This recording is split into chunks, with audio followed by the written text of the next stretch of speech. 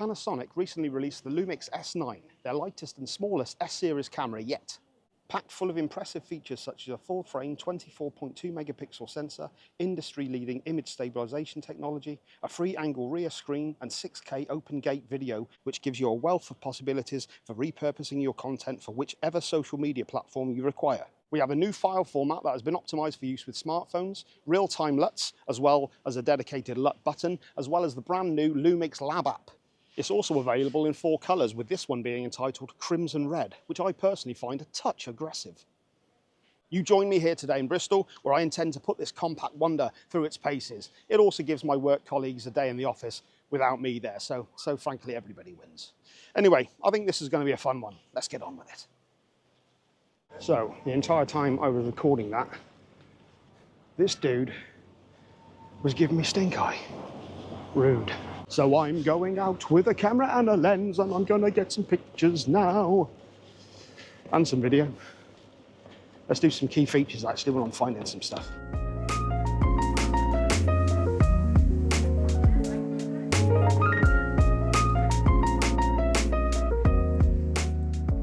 So first off, I think it's fair to say that this has been created primarily for those content creators who are using a smartphone and want to step up to something a lot more professional. That being said, there are a lot of fantastic features on here that will appeal to a broader audience. Like I said in the intro, this is Panasonic's smallest and most compact S-series camera yet, weighing in at just 486 grams. That's with everything included, the battery, memory card, etc. As well as being incredibly compact at just 126 by 73.9 by 46.7 millimeters. It's available as body only, but it's also available as a kit with a 20 to 60 millimeter lens. I wasn't able to get hold of that, unfortunately, so I've had to make do with this 24 to 105 f4 lens, which does compromise the compact format of the camera somewhat, but I've got quite a versatile length to play with today, so that's good. We have a 24.2 megapixel full-frame CMOS sensor, which is equivalent to that in the LUMIX S5 II. The camera comes equipped with phase detection autofocus, as well as deep learning technology for human, animal, car, and motorcycle recognition to ensure everything is in focus. There is a glaring emission, which we'll talk more about in just a second, but we do have a vari-angle LCD screen on the back, which helps us to get photos and videos at any angle. Plus, we have USB-C charging for extended battery life, so you can actually charge this from a power bank while you're using it, which is very handy. We do have a mic input. We don't, however, have a headphone jack, so you can't monitor the volume through the camera, which is a bit of a shame, but I can understand why they did it, because they want to keep it as compact as possible. However, most people nowadays are using stuff like these DJI mics that I'm using, so you can actually monitor the sound directly through the receiver on that. But if you don't have one, that's a bit of a downer. It's also worth pointing out that we have a cold shoe, not a hot shoe, so we can't get a flash sync connection. And there's also one other glaring omission that you might have already noticed, which for an old man like me, we're gonna talk about it now.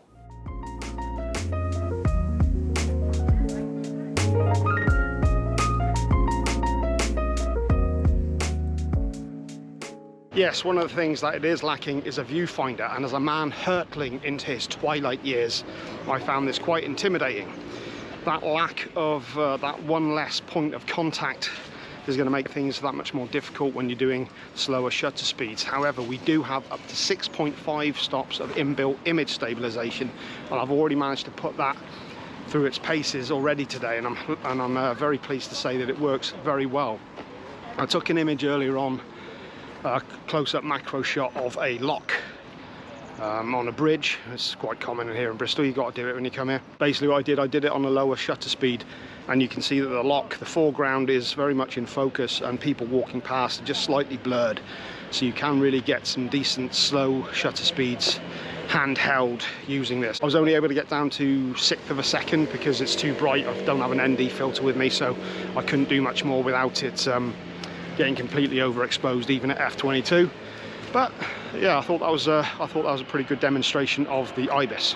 Very quickly, as I'm here talking about the photo capabilities, I've got my phone out for this, I might as well. We've also got time-lapse, stop motion, 30 frames per second pre-burst mode, and of course a 96 megapixel high-res mode, which can be used handheld because of the image stabilization. And we also have crop zoom and hybrid zoom functions. The crop zoom uses the center part of the camera sensor to extend the zoom range while maintaining the image quality.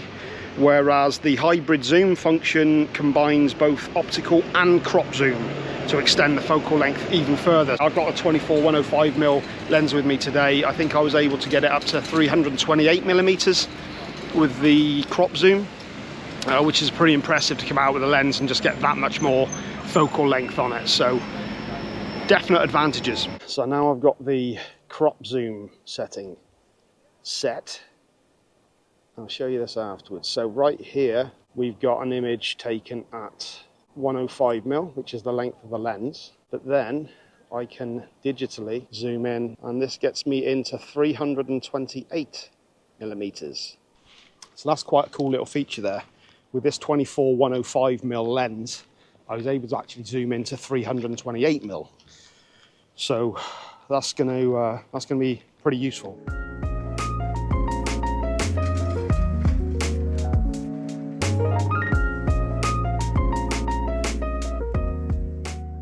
One of the standout features of the camera is its versatility when it comes to repurposing content.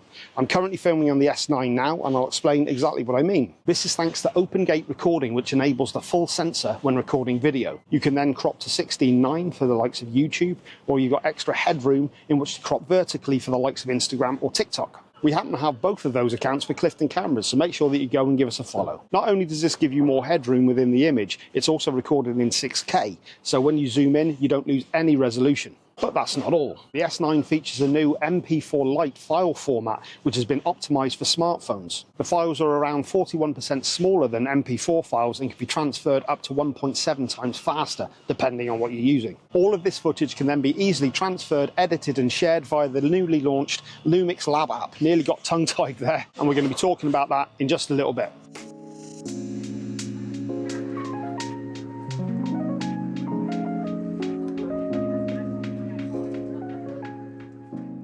One of the other great video capabilities is the ability to apply LUTs in camera.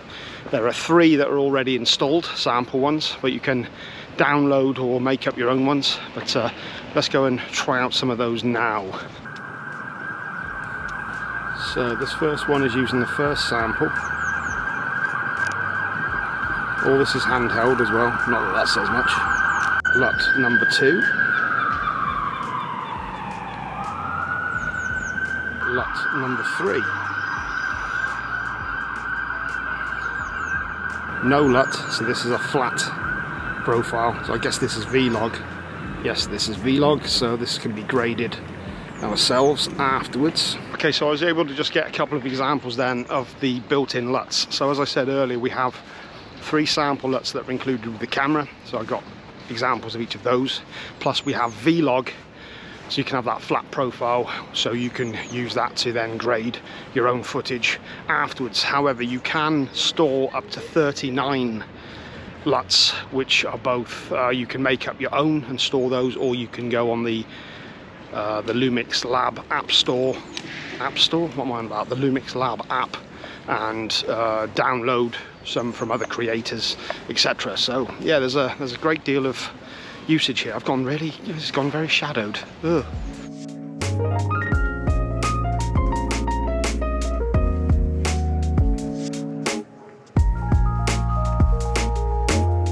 So now that I'm back in the comfort of my own home, I can talk us through a little bit about the LUMIX Lab app, which has just been released, or at least it will have been by the time you see this video. Prior to that, it was only available via QR code to very important people such as myself. Is available on iOS and Android, and yes, I am an Android user. I'll admit it, I don't care, okay? So what? Judge me. Pairing the phone with the device was incredibly easy. You can do it over Wi-Fi or Bluetooth, and once you've got it all set up, you can simply see everything that you've got on the camera and download it to your phone and edit accordingly. And like I mentioned earlier on, we have this download section here where you can download different LUTs. We've got trending LUTs, we've got LUMIX LUTs, etc, etc. You can actually create LUTs on here and download more and control everything on here. It's incredible what you get on this. I think I've covered most of what there is to cover, so now let's go through what I thought of the camera itself. This is a fantastic camera, there's no doubt of that, and it has some amazing features on it, but it's not going to be for everyone, and I don't think it's for me. As I mentioned earlier, this has definitely been created with content creators in mind, of which I am one, but this is more for people, I think, who are stepping up from using smartphones and want something much more professional. Having said that, it does do everything that you want it to do remarkably well, and there are some workarounds to it, so just bear with me.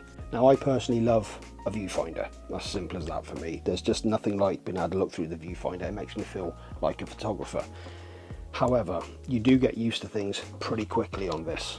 The extra point of contact that you normally get to give you that extra stabilization, you don't have to worry about that, because the inbuilt image stabilization on this is rock solid. Also, using the screen, the touch screen, is actually pretty easy. You can move your focus point around really easy, probably faster than you can actually when you're using a viewfinder. So in that regard, fantastic. Also, you've got the vari-angle screen, which made it very easy to do low down shots, etc.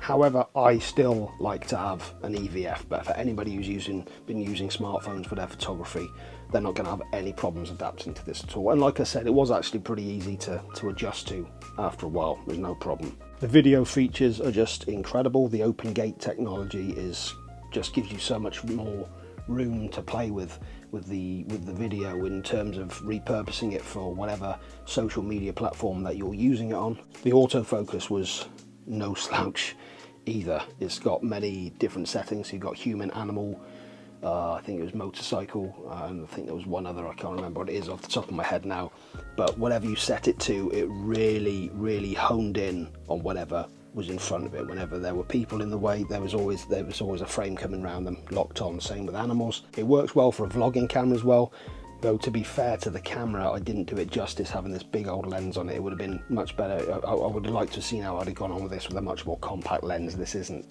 this isn't ideal really, this focal length. There were a few things that did kind of grate on me a little throughout the day though, if I'm quite honest. There wasn't much of a grip for me. I've got quite big hands, and to be fair, I do have this monster lens on there, which doesn't help. If I'd have had a more compact lens, it would have been probably a lot better, but kind of walking around, just holding it on that bit, it did grate a few times. The only other thing that I did find a bit of an issue with throughout the day as well is this dial wheel here.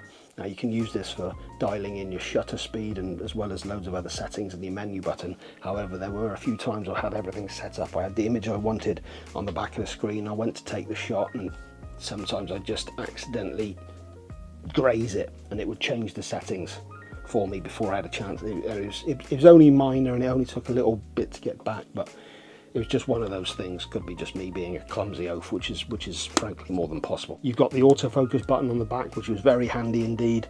The dedicated LUT button, it's so easy to just go in and change whether it's video or the images that you're shooting. You can just easily change the LUT function on that, and of course you've got all the other dial features that you would expect on there. It was pretty easy to get everything set up and going. So a few little things that weren't for me, but like I said, just not for me.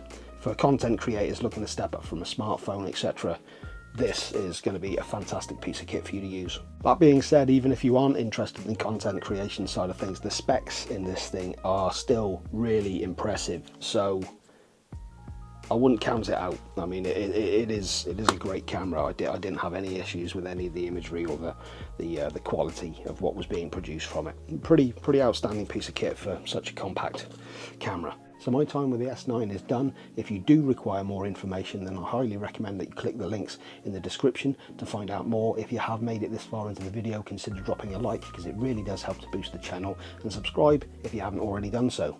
Till the next time, see you then. It's that awkward bit again, isn't it, where I just...